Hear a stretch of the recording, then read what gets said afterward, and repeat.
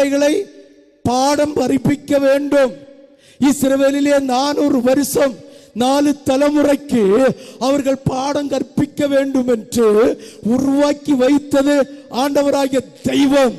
அதற்கு கருவியா இருந்த கரிநெருப்பா இருந்தது ஆபிரகாம்.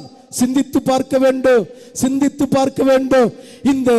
இந்த ஜனங்களை வாதித்த, கஷ்டப்படுத்தின, உபத்திரவப்படுத்தின பார்வோனையும் பார்வோனுடைய படையையும் கொன்னு நீக்கரமாக்கினது நம்முடைய கர்த்தராகிய இயேசு.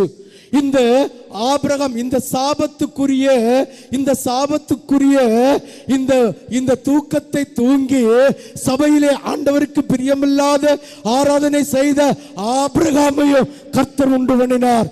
இந்த ஆபிரகாமுடைய சந்ததியை வேதனைப்படுத்தின, துக்கப்படுத்தின இந்த பார்வோனை அழித்து போட்டதும் கர்த்தராகிய தேவன் தான். சிந்தித்து பார்க்க வேண்டும், யோசித்து பார்க்க வேண்டும். கர்த்தருடைய வார்த்தை நமக்கு பரத்தில் இருந்து வருகிறது. உமக்கு விரோதமாய் உருவாக்கப்படும் எந்த ஆயுதமும் வாய்க்காத போகும். ஹல்லேலூயா.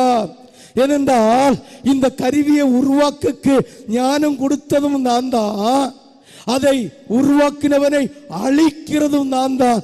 அதனால உனக்கு விரோதமாய் உருவாக்கப்படும் எந்த ஆயுதமும் வாய்க்காத போகும். உனக்கு விரோதமாய் நியாயத்தில் எழுப்பும் எந்த நாவையும் நீ குற்றப்படுத்துவ.